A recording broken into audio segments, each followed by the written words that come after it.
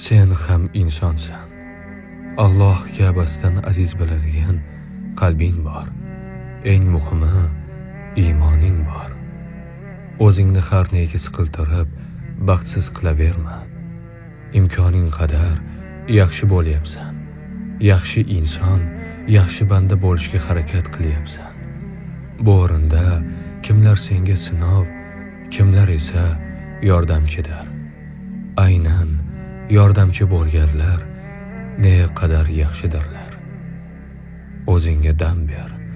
Alloh bersa beradi, bermasa ming urinma, foydasiz. Har doim qalbingni xotirjam saqlashga, Allohga shukr qilishga, ozorlaring bo'lsa, unga to'lib toshib so'zlashga vaqt top.